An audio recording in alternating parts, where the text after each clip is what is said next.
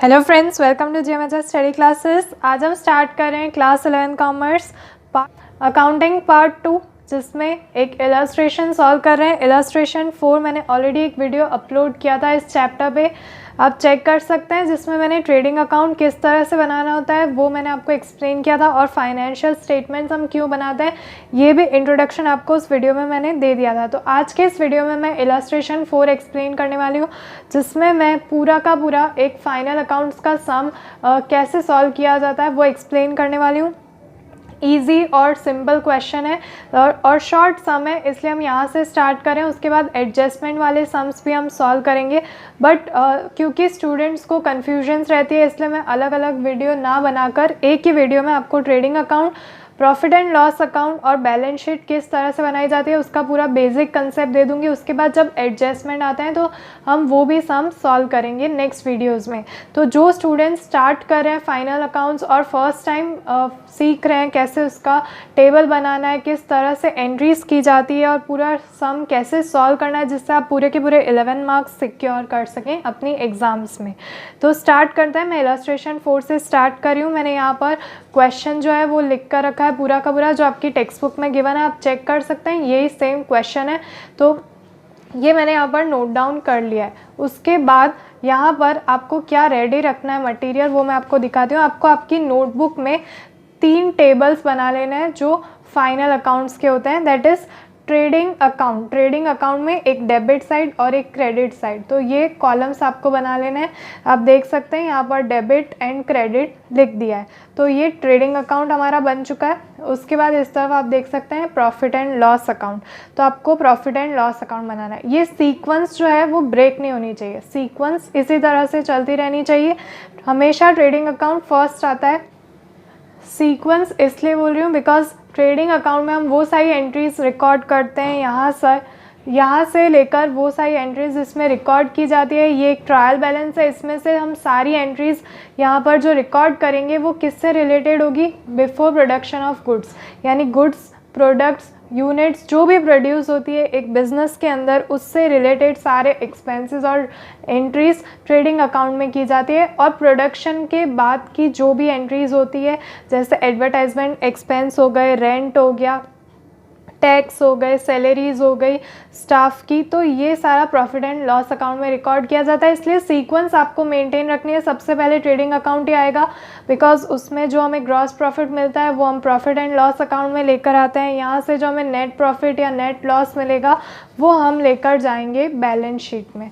तो इस तरफ आप यहाँ पर देख सकते हैं, मैंने बैलेंस शीट में कुछ टॉपिक्स लिख कर रखे हैं। आपको भी इस तरह से एक बैलेंस शीट बना लेनी है। इसमें डेबिट एंड क्रेडिट साइड नहीं लिखना है, इसमें आपको लायबिलिटीज़ एंड असेट्स लिखनी है। ये क्रेडिट साइड होगा इसमें और ये डेबिट साइड होगा, बट उसमें आपको कंफ्यूज नहीं होना है, बिकॉज मैं सिंपल वर्ड्स में आपको एक्सप्लेन करती हूँ। देखिए, लायबिलिटीज़ हमारी सारी जो भी डेब्ट्स होती है वो होती है। डेब्ट्स यानी कि उसने लोन्स लिए होते हैं, उसने बोरोइंग्स ली होती है, वो सारा उसे यहाँ पर पे करना होता है, तो उसे पता चलता है कि ये उसकी लायबिलिटीज़ है। असेट्स यानी कि उसके पास जो भी उसकी सेविंग्स है, उसके इन्वेस्टमेंट है, उसका लैंड, बिल्डिंग, ये सारी उसकी असेट्स होती है।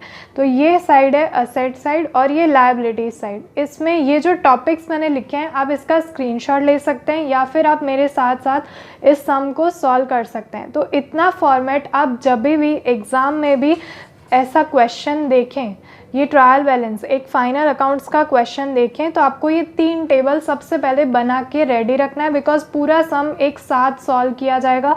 एंट्रीज कहीं पर भी हमें करनी पड़ सकती है, ठीक है। तो आपको ये तीनों ही टेबल साथ में तैयार इस तरह से कर लेना है। तो आप जल्दी से पहले टेबल्स बना लीजिए और मेरे साथ साथ ये सम सॉल्व कीजिए, ताकि आपको कोई क्वेरीज ना रहे, कोई डाउट्स ना रहे। और जहाँ पर भी डाउट्स लगे आप मुझे कमेंट करके बता सकते हैं। प्लीज़ ये रिक्वेस्ट है, ये इंपॉर्टेंट सम है, 11 मार्क्स ये सम आपको दे सकता है और आप खुद डिसाइड कर सकते हैं at the end of the sum कि आपको 11 मार्क्स कंप्लीट मिल जाएंगे, बिकॉज यहाँ पर बैलेंस शीट में ये दोनों ही आंसर आपके सेम आएंगे। अगर दोनों साइड का आंसर आपका मैच हो गया तो आप खुद डिसाइड कर सकते हैं कि आपको पूरे 11 मार्क्स इस सम से मिल जाएंगे।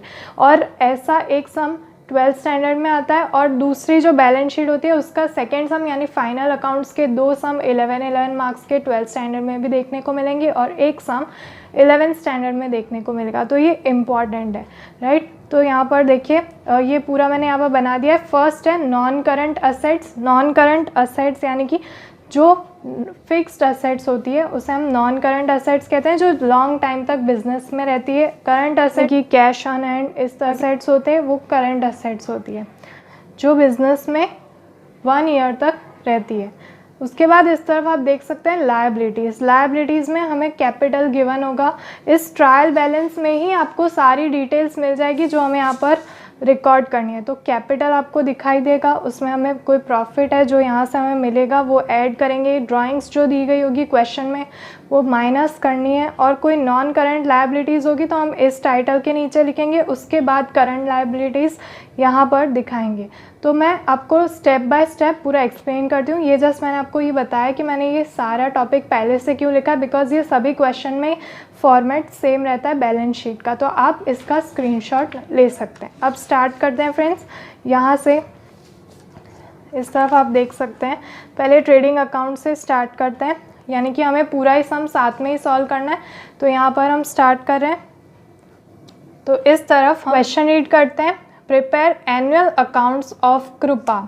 From here her trial balance as on 31 March 2015। तो जो कृपा है उसका एनुअल अकाउंट यानी कि फाइनल अकाउंट्स हमें बनाना है, फाइनेंशियल स्टेटमेंट हमें बनाना है, जिसके लिए हमें एक ट्रायल बैलेंस दिया गया है। इस ट्रायल बैलेंस में कुछ एंट्रीज़ है जिसे हम इन सभी टेबल में यहाँ पर उनकी एंट्रीज कर देंगे, उन्हें रिकॉर्ड करेंगे। तो फर्स्ट जो अकाउंट हमें गिवन है वो है ओपनिंग स्टॉक।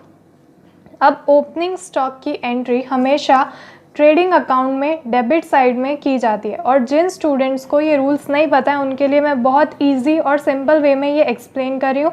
देखिए ओपनिंग स्टॉक हमेशा ट्रेडिंग अकाउंट में आएगा, और वो डेबिट साइड क्यों आ रहा है ये भी मैं आपको एक्सप्लेन करती हूँ। देखिए डेबिट साइड इसलिए बिकॉज स्टॉक आ रहा है, तो डेबिट व्हाट कम्स इन, उस रूल से यहाँ पर ये स्टॉक जो है वो डेबिट साइड आएगा। और जिन स्टूडेंट्स को ये रूल नहीं पता है या उन्हें समझ अभी भी नहीं आ रहा है, तो वो सिंपल वो ये ट्रिक यूज़ कर सकते हैं। आप यहाँ पर देख सकते हैं अमाउंट डेबिट साइड में, तो आपको यहाँ पर डेबिट कॉलम में, ये डेबिट साइड है जो, उस कॉलम में यहाँ पर लिख देना है। समझ रहे हैं आप। अब यहाँ पर हम इसकी एंट्री कर देते हैं। फर्स्ट स्टार्टिंग में ही आएगा ओपनिंग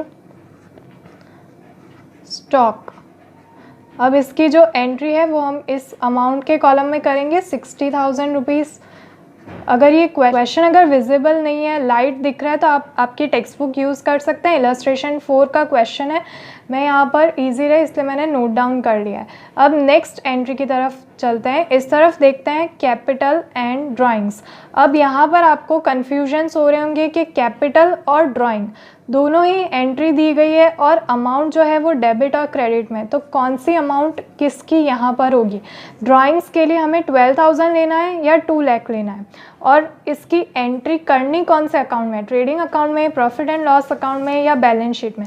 तो जब मैंने आपको बोला कि आपको बैलेंस शीट में पहले से ही रेडी रखना है ये फॉर्मेट, तो इस फॉर्मेट में आप देख सकते हैं जो हमें दी गई है कैपिटल एंड ड्राइंग्स, उसकी एंट्री हम डायरेक्टली यहाँ पर बैलेंस शीट में ही करेंगे। यहाँ पर लिखा गया है कैपिटल और ड्राइंग्स।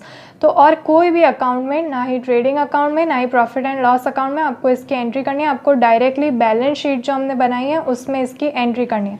अब किस तरह से इसकी एंट्री की जाएगी ये भी आप देख लीजिए। कैपिटल एंड ड्राइंग्स इस सम में दोनों साथ साथ दिए गए हैं, और एक डेबिट अमाउंट है और एक क्रेडिट अमाउंट है। अब यहाँ पर कौन सी अमाउंट किस में लिखनी है, राइट। तो ये कन्फ्यूजन क्लियर कर देती हूँ। इस तरफ आप देख सकते हैं, देखिए ड्राइंग्स आपने जर्नल एंट्रीज भी पढ़ी होगी, तो ड्राइंग्स अकाउंट डेबिट होता है, राइट। तो यहाँ पर भी ड्राइंग्स के लिए जो डेबिट वैल्यू है वो यूज़ करेंगे, और कैपिटल के लिए जो क्रेडिट वैल्यू है वो यूज़ करेंगे।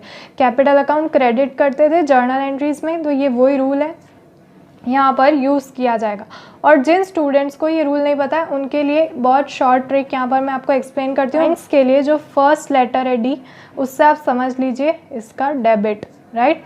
कैपिटल के लिए सी, इसका अकाउंट क्रेडिट। तो ये आपको समझ आ गया। जिन स्टूडेंट्स को ये रूल नहीं पता है, बट जिनको पता है तो वो प्लीज़ इस तरह से मत कीजिएगा, उनको याद ही रखना है कि ड्राइंग्स का अकाउंट हम जर्नल एंट्रीज में करते थे डेबिट और कैपिटल का करते थे क्रेडिट। तो यहाँ पर कैपिटल अकाउंट में हम लिख देंगे, इस तरफ आप देख सकते हैं कैपिटल क्रेडिट होता है 2 लाख रुपीज़। तो यहाँ पर जो कैपिटल है वहाँ पर हम लिखेंगे 2 लाख रुपीज़ लिख दिया हमने। अब ड्राइंग्स की एंट्री, तो ड्राइंग्स जहाँ पर हमने लिखा है उसी के सामने उसकी अमाउंट लिखनी है। तो यहाँ पर हमने ड्राइंग्स लिखा है क्योंकि कैपिटल में से हमेशा ड्राइंग्स माइनस हो जाता है। क्यों? बिकॉज बिजनेसमैन कैपिटल तो लेकर आता है बट ड्राइंग्स लेकर चला जाता है अपने साथ। तो ये अमाउंट बिजनेसमैन के पास चली गई, इसलिए यहाँ से हम माइनस कर देंगे। तो ड्राइंग्स की अमाउंट यहाँ से माइनस करेंगे 12,000। ये सारा कैलकुलेशन इनर साइड दिखाना है। इसका जो आंसर हमें टोटल मिलता है वो अमाउंट के कॉलम में दिखाएंगे। ये जो लाइन की है यहाँ से हम बाहर दिखाएंगे, बट अभी हमारे पास मिसिंग है प्रॉफिट। तो यहाँ पर जब तक हमें प्रॉफिट नहीं मिल जाता हम इसका टोटल नहीं करते हैं, एक बार के लिए इसे रहने देते हैं। अब नेक्स्ट टॉपिक हम यहाँ पर रीड करते हैं। इस तरफ आप देख सकते हैं बिल्डिंग। अब बिल्डिंग जो होती है वो फिक्स्ड असेट्स में आती है। प्रॉफिट एंड लॉस अकाउंट में इनकम्स और एक्सपेंसेस दिखाने होते हैं। तो हम बिल्डिंग की एंट्री जो फिक्स्ड असेट्स होती है, जो नॉन करंट असेट्स होती है, उसमें करते हैं। तो ये असेट साइड है, आप देख सकते हैं ये असेट साइड है। तो यहाँ पर हम बिल्डिंग की जो एंट्री है 1 लाख रुपीज़ वो यहाँ पर दिखाएंगे। पहले नॉन करंट असेट्स, उसके बाद में करंट असेट्स। तो बिल्डिंग नॉन करंट असेट्स है, यानी हमारे बिजनेस में बहुत टाइम तक रह सकती है। ये फिक्स्ड असेट्स भी इसे हम बोल सकते हैं। तो यहाँ पर हम लिखेंगे बिल्डिंग की जो अमाउंट दी गई है 1 लाख की बिल्डिंग है बिजनेसमैन के पास। तो ये हमने यहाँ पर लिख दिया। अब नेक्स्ट टॉपिक देखते हैं, मशीनरी भी फिक्स्ड असेट्स में आती है। तो यहाँ पर 50,000। तो ये जो फिक्स रहते हैं हमारे बिजनेस में, उन सभी की एंट्री हम यहाँ पर बैलेंस शीट में दिखाएंगे। मशीनरी, ये बैलेंस शीट में इसकी एंट्री दिखाएंगे, मशीनरी फॉर ₹50,000। ओके। अब next furnitures and fittings. Furniture and fittings जो सारी असेट्स है, ये हम इसे असेट मानेंगे। जो फर्नीचर होता है वो एक बिजनेस में फिक्स्ड होता है। तो यहाँ पर भी हम फर्नीचर लिख देंगे। यहाँ पर स्पेस कम है, इससे मैं ओनली फर्नीचर हेडिंग दे रही हूँ। आप फर्नीचर एंड फिटिंग्स कंप्लीट लिख सकते हैं। इसकी अमाउंट लिखेंगे 10,000 rupees. Next purchase and sale. अब परचेज एंड सेल, अगर आपने प्रीवियस वीडियो देखा होगा तो आपको पता होगा परचेज एंड सेल की एंट्री हम हमेशा ट्रेडिंग अकाउंट में करते हैं। बिकॉज जब हम प्रोडक्शन यानी कि गुड्स प्रोड्यूस कर रहे होते हैं बिजनेस में, तो हम परचेज करते हैं, सेल करते हैं। तो परचेज एंड सेल की एंट्री हमेशा ट्रेडिंग अकाउंट में आती है, क्योंकि यहाँ पर आप देख सकते हैं ओपनिंग स्टॉक भी ट्रेडिंग अकाउंट में है। तो उसके बाद जो परचेज होगा वो यहाँ पर ऐड कर दिया जाएगा। तो इस तरफ अब आपको परचेज एंड सेल भी साथ साथ दिए गए हैं। तो कौन सा परचेज वाला है, कौन सा सेल वाला है, ये आपको कन्फ्यूजन्स हो रहे होंगे, राइट। तो यहाँ पर मैं आपको एक्सप्लेन करती हूँ। देखिए, परचेज अकाउंट डेबिट होता था जर्नल एंट्रीज में, तो यहाँ पर भी जो डेबिट बैलेंस है वो परचेज का है और क्रेडिट बैलेंस जो है वो सेल्स का है, बिकॉज सेल्स अकाउंट क्रेडिट होता है। तो ये अब आपको यहाँ पर समझ लेना है। परचेज अकाउंट हमेशा डेबिट साइड आएगा ट्रेडिंग अकाउंट में, सेल्स अकाउंट क्रेडिट साइड आएगा। तो इसकी एंट्री भी जो है वो इसी तरह से जाएगी। परचेज की जो अमाउंट है वो डेबिट में लिखी जाएगी और डेबिट वाली अमाउंट हमें यहाँ पर यूज़ करनी है। सेल्स की जो एंट्री है वो क्रेडिट साइड की जाएगी और क्रेडिट में जो अमाउंट दी गई है वो क्रेडिट यहाँ पर हम कर देंगे। तो इसकी एंट्री कर लेते हैं। देखिए, पहले हम लिखेंगे परचेज अकाउंट। अब यहाँ पर आपको चेक कर लेना है कि इस पे कोई और एडजस्टमेंट दिया गया है। अगर purchase return and sales return भी आपको दिए गए हैं, तो परचेज़ किया उसमें परचेज रिटर्न भी आपको दिखाया गया है, तो आपको माइनस करना पड़ेगा उसमें से। ये मैंने पहले भी आपको एक्सप्लेन किया था, बिकॉज अगर रिटर्न कर दिया हमने तो यहाँ से माइनस तो दिखाना पड़ेगा, और सेल्स किया है और उसमें कोई रिटर्न आ गया तो वो भी माइनस दिखाना पड़ेगा। तो हम चेक कर लेते हैं। हमें यहाँ पर परचेज रिटर्न भी दिख रहा है और सेल्स रिटर्न भी दिख रहा है। तो ये हम यहाँ पर एंट्रीज दिखाने के लिए ये अमाउंट जो है वो इनर साइड में लिखेंगे। तो परचेज, पहले परचेज की जो अमाउंट है 1,15,000, ये यहाँ पर इनर साइड में दिखाएंगे 1,15,000 रुपीज़। अब यहाँ पर सेल्स की एंट्री दिखानी है, तो सेल्स अकाउंट क्रेडिट साइड आता है, सेल्स अकाउंट। तो यहाँ पर सेल्स अकाउंट में कौन सी अमाउंट दिखाएंगे हम, इस तरफ आप देख सकते हैं सेल्स अकाउंट 3,16,000 रुपीज़, तो ये इनर साइड दिखाएंगे 3,16,000 रुपीज़। ओके, तो अब नेक्स्ट स्टेप हमारा क्या होगा, नेक्स्ट एंट्रीज देखते हैं कौन कौन सी होगी यहाँ पर। वेजेस, तो वेजेस मैंने आपको बताया था जब प्रोडक्शन हो रहा होता है फैक्ट्री में या फिर उस बिज़नेस यूनिट में, तो जो वर्कर्स होते हैं, जो लेबरर्स होते हैं, उनको वेजेस दिए जाते हैं। तो यहाँ पर भी वेजेस की अमाउंट दिखाई गई है 1500। तो ये प्रोडक्शन के टाइम का, यानी कि जब यूनिट्स प्रोड्यूस हो रहे होंगे तो ये ट्रेडिंग अकाउंट में जाता है। वेजेस अकाउंट हमेशा ट्रेडिंग अकाउंट में दिखाया जाता है। अब यहाँ पर परचेज रिटर्न भी आएगा, तो हम यहाँ पर थोड़ा सा इसके नीचे यहाँ पर थोड़ी स्पेस लीव करके लिखेंगे वेजेस। वेजेस यहाँ पर डेबिट कॉलम में दिखाया गया है, ये एक्सपेंसेस होते हैं इसलिए डेबिट हो रहे हैं, तो डेबिट कॉलम में 1500, तो हम यहाँ पर डेबिट साइड में वेजेस 1500 रुपीज़ ये दिखा देंगे। Next carriage inwards, carriage inwards यानी कि जो ट्रांसपोर्टेशन करके हमने यहाँ पर रॉ मटेरियल मंगवाया होगा, तो ये भी इसी ट्रेडिंग अकाउंट में आते हैं। कैरेज इनवर्ड हमेशा ट्रेडिंग अकाउंट में डेबिट साइड दिखाए जाते हैं ये सारे एक्सपेंसेस। तो हम वेजेस के नीचे ये एक्सपेंस दिखाएंगे कैरेज इनवर्ड। जो अमाउंट है 3000 डेबिट साइड, एक्सपेंसेस है इसलिए डेबिट कॉलम में 3000 अमाउंट दिखा दी। नेक्स्ट अब आया परचेज रिटर्न और सेल्स रिटर्न, हमें सिर्फ माइनस करना है। देखिए क्रेडिट इसलिए दिखाया गया है बिकॉज हम परचेज रिटर्न अकाउंट क्रेडिट करते हैं जर्नल एंट्रीज़ में, और यहाँ पर क्रेडिट दिखाया गया है मतलब ये नहीं कि हमें क्रेडिट अकाउंट में क्रेडिट कॉलम में इसकी एंट्री करनी है, हमें यहाँ से क्या कर देना है, माइनस कर देना है।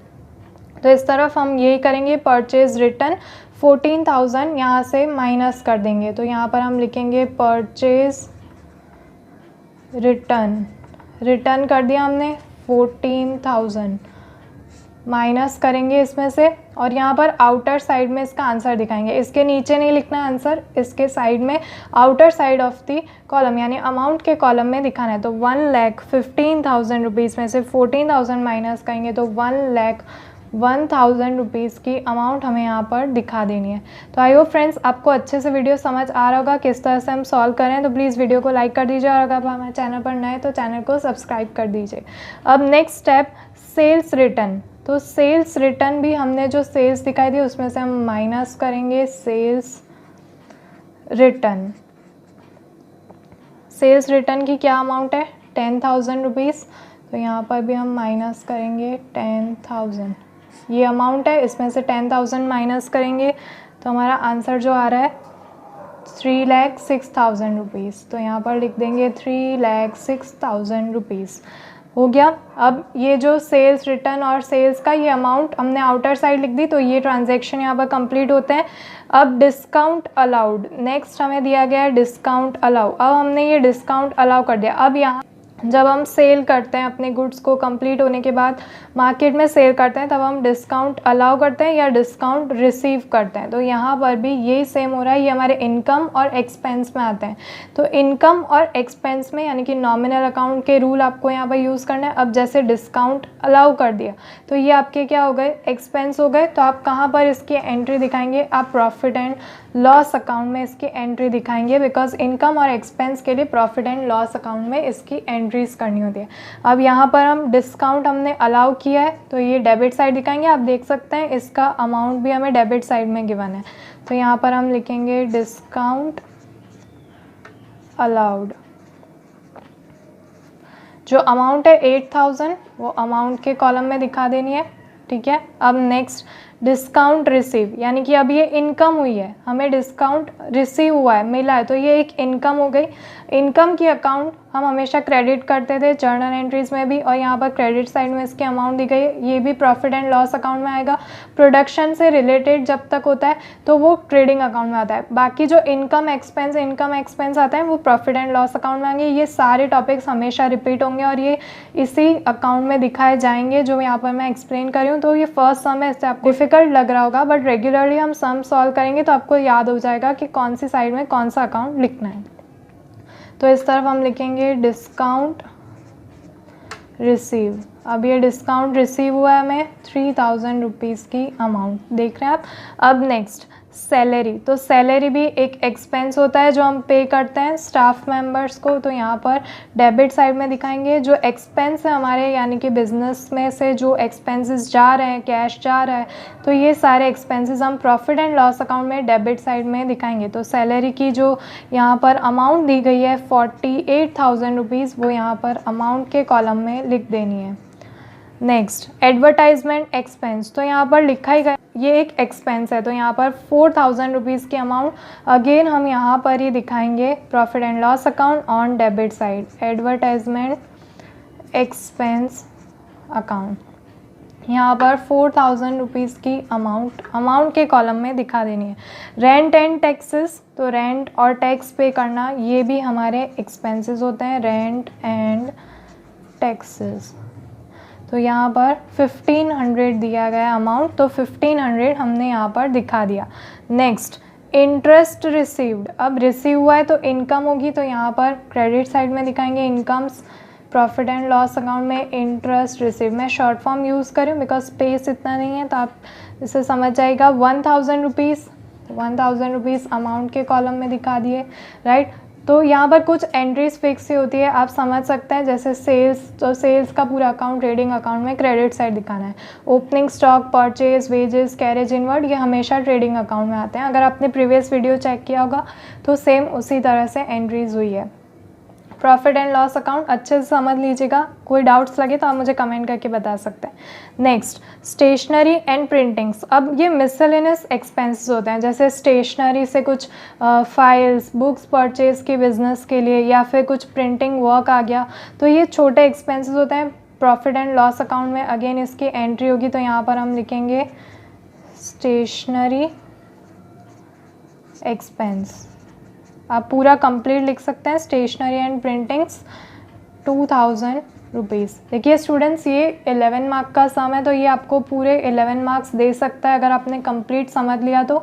और इससे आगे भी एडजस्टमेंट के सम्स आते हैं, तो वो भी मैं आपको कंप्लीट एक्सप्लेन करूँगी, बट ये बेसिक है तो ये आपको समझना इम्पॉर्टेंट है।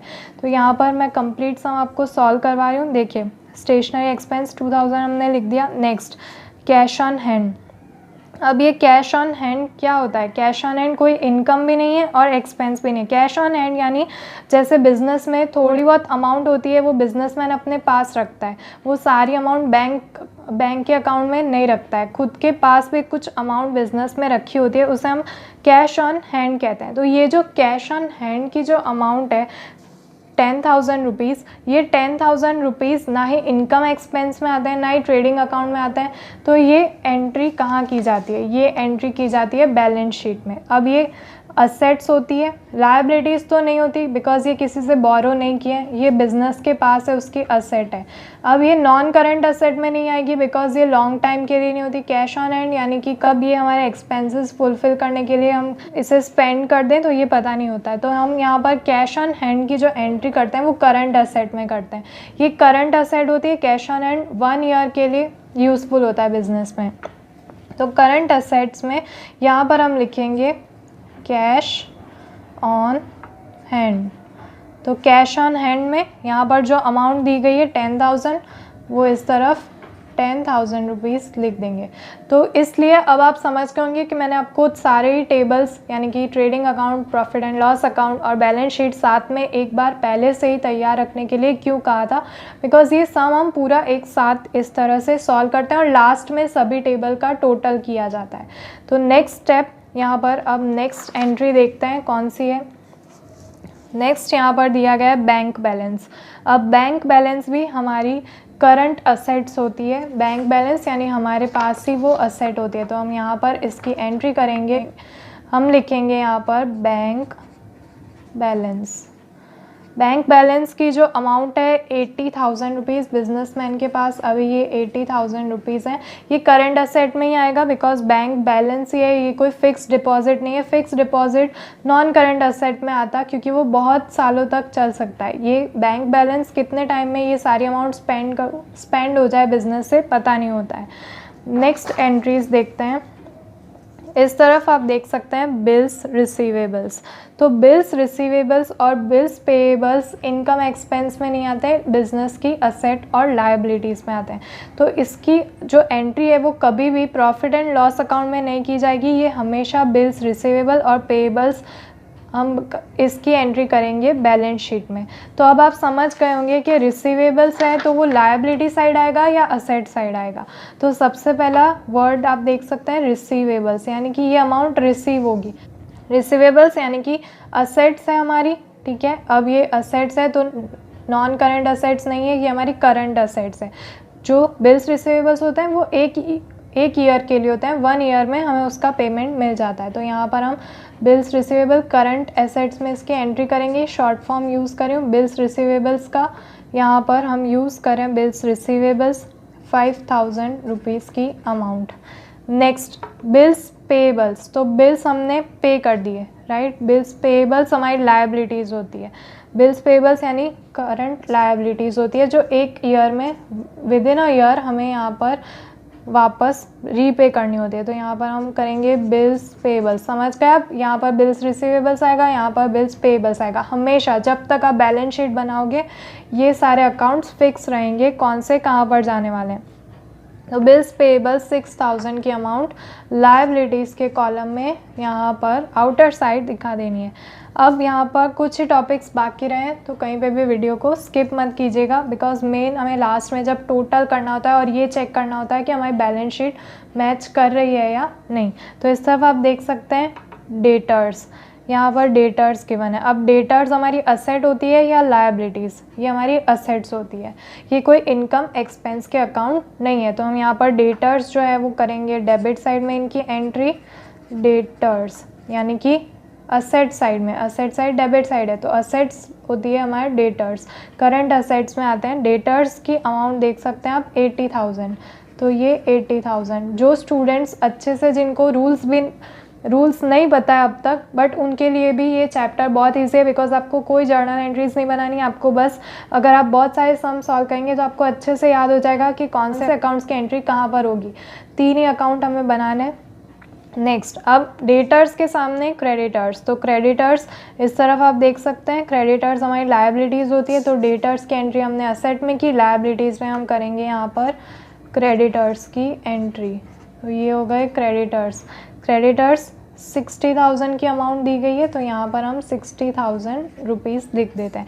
अब यहाँ पर जो टेबल में हमें जितने भी ट्रांजैक्शन दिए गए थे उसकी उन सभी की एंट्रीज हमने कर दी है, आप देख सकते हैं, राइट। अब लास्ट में आपको एक सेंटेंस गिवन है तो इस तरह आप रीड कर सकते हैं, आपकी टेक्स्ट बुक में भी दिया गया होगा।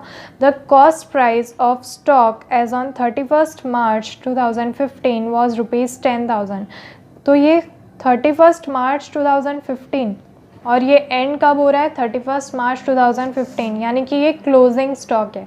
क्लोजिंग स्टॉक मैंने आपको पहले भी बताया, जैसे हमने ओपनिंग स्टॉक की एंट्री यहाँ पर की थी, ये ओपनिंग स्टॉक, उसी तरह से यहाँ पर हमें दिया गया है क्लोजिंग स्टॉक।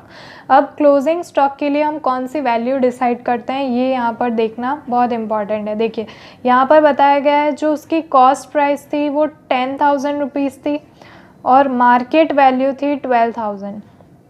तो अब कौन सी अमाउंट आप क्लोजिंग स्टॉक में यहाँ पर कंसीडर करेंगे, तो मैंने आपको पहले भी एक्सप्लेन किया, इन दोनों अमाउंट में से कॉस्ट प्राइस और मार्केट वैल्यू, 2 वैल्यू दी गई है, इन दोनों में से जो भी वैल्यू कम होती है, जो भी वैल्यू लेस होती है वो यहाँ पर हमें कंसीडर करनी होती है क्लोजिंग स्टॉक के लिए। तो आप यहाँ पर कंपेयर कीजिए 12,000 और 10,000, तो इसमें से कम कौन सी है, 10,000 कम है, तो कॉस्ट प्राइस इसकी कम है, जो यहाँ पर हम लिखेंगे क्लोजिंग स्टॉक का अमाउंट 10,000। अब ओपनिंग स्टॉक हमने कहाँ पर लिखा, ट्रेडिंग अकाउंट में डेबिट साइड, क्लोजिंग स्टॉक कहाँ लिखेंगे, क्रेडिट साइड। तो यहाँ पर लिखेंगे क्लोजिंग स्टॉक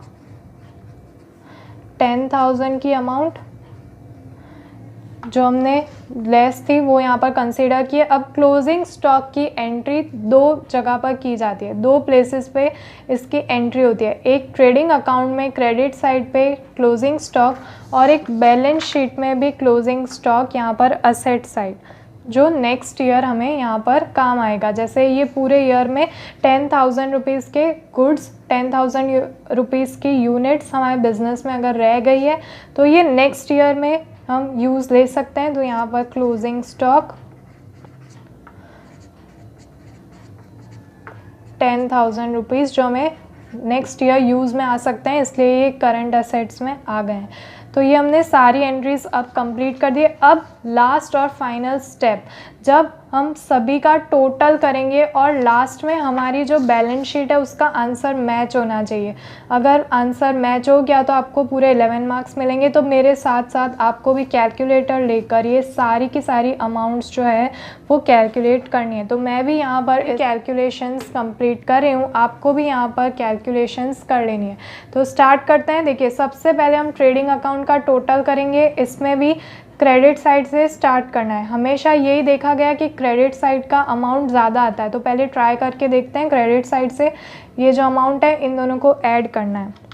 तो इस तरफ हम ऐड करेंगे 3,06,000 रुपीज़ प्लस 10,000।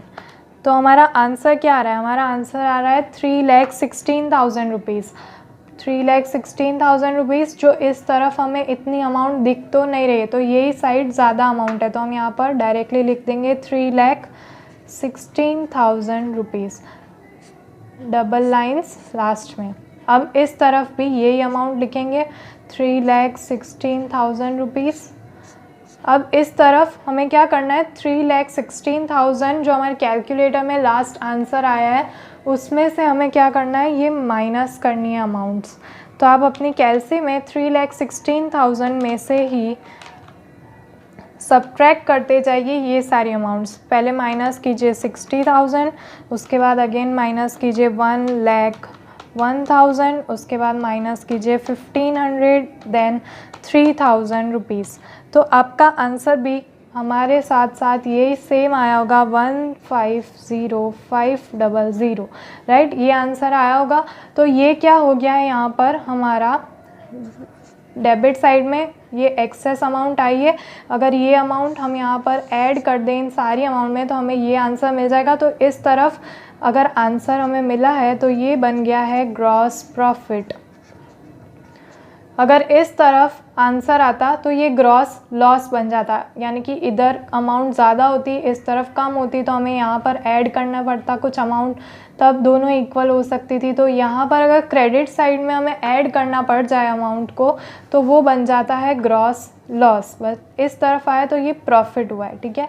अब ये जो प्रॉफिट होता है ये कहाँ पर ऐड किया जाता है, तो ये प्रॉफिट जो है वो इस तरफ प्रॉफिट एंड लॉस अकाउंट में टॉप में यहाँ पर दिखाया जाता है, बट यहाँ पर स्पेस नहीं है तो मैं यहाँ पर ऐड कर रही हूँ। इस तरफ आप देख सकते हैं ग्रॉस प्रॉफिट जो हमने ट्रांसफ़र किया है फ्रॉम ट्रेडिंग अकाउंट, तो इस तरह आपको फर्स्ट लाइन में ये लिखना होता है। अब यहाँ पर हम ये सारी अमाउंट इस तरफ लेकर आएंगे, जो डेबिट साइड में है वो यहाँ पर क्रेडिट साइड में आ जाएगा, बिकॉज ये इनकम साइड है, ये तो एक्सपेंस साइड है, ये हमारा प्रॉफिट है, इसलिए इस तरफ आएगा। तो यहाँ पर हम सारी अमाउंट पहले लिख देते हैं, 10500 लिख दिया। अब हम प्रॉफिट एंड लॉस अकाउंट का टोटल करते हैं। ये अकाउंट कंप्लीट हो चुका है, इसका टोटल करना है, तो कैलकुलेशन साथ साथ करेंगे। इसमें भी हम पहले ट्राई करके देखते हैं कौन सी साइड में। तो इस तरफ पहले इधर की टोटल करते हैं। आप हमेशा क्रेडिट साइड का टोटल पहले करके देख लीजिए, 3,000 प्लस 1,000 प्लस 1,50,500। तो आपका आंसर भी मेरे साथ साथ वही आ रहा होगा जो मेरा आया है, शायद 1,54,500। आई होप आपका भी यही आंसर आएगा, 1,54,500 रुपीज़। तो इस तरफ पहले यहाँ पर लिखने से पहले इसका यहाँ पर माइनस करके देख लेते हैं, 1,54,500। अब इसमें से ये माइनस करनी है, आपकी कैलसी में जो ये वैल्यू आई है वो रहने देना है और उसमें से सारी अमाउंट माइनस करनी है। तो माइनस करते हैं, -8,000, -48,000, -4,000, -1,500 और माइनस करेंगे 2,000। तो आपका आंसर यहाँ पर आ रहा होगा हमारे साथ साथ 91,000 रुपीज़। तो यहाँ पर अगर हम 91,000 रुपीज़ ऐड कर दें तो ये दोनों अमाउंट सेम हो जाएगी, राइट। तो ये हमारा इस तरफ अगेन डेबिट साइड में अमाउंट जो है वो एक्सेस रही है, राइट। तो हमें यहाँ पर ऐड करनी पड़ी डेबिट साइड में, तो डेबिट साइड में आए तो ये हमारा बन जाता है नेट प्रॉफिट। क्या बनेगा हमारा? Net profit. तो ये नेट प्रॉफिट बन चुका है। अगर इस तरफ में हमें डिफरेंस मिलता, इधर की अमाउंट ज़्यादा होती तो हम ये सेम अमाउंट इधर कॉपी करते और इनको माइनस करते। तो यहाँ पर अगर ऐड करनी पड़ती तो वो नेट लॉस होता, राइट। तो अब नेट प्रॉफिट मिला है, तो ये प्रॉफिट अब कहाँ पर जाएगा? जैसे इसका प्रॉफिट तो हमने प्रॉफिट एंड लॉस अकाउंट में ट्रांसफ़र किया। अब नेट प्रॉफिट जो होता है प्रॉफिट एंड लॉस अकाउंट का, वो हम कहाँ पर ट्रांसफ़र करते हैं? बैलेंस शीट में। जो आपने प्रॉफिट का कॉलम यहाँ पर बनाया है, उस कॉलम में आपको ये नेट प्रॉफिट जो मिला है 91,000, वो यहाँ पर ऐड कर देना है। तो ये हमने ऐड कर दिया 91,000। अब यहाँ पर सारी एंट्रीज़ हो चुकी है, तो इनका टोटल कर लेते हैं पहले कैलकुलेटर में। आपको भी टोटल कर लेना है 2 लाख प्लस 91,000 प्लस 12,000। तो इसका टोटल करने पर हमारा आंसर जो आ रहा है 2,79,000। तो ये भी आपका आंसर आ रहा होगा 2 लाख प्लस 91,000 माइनस 12,000। तो आंसर क्या आ रहा है हमारा? 2,79,000। तो ये डायरेक्टली हमने यहाँ पर आउटर कॉलम में दिखा दिया।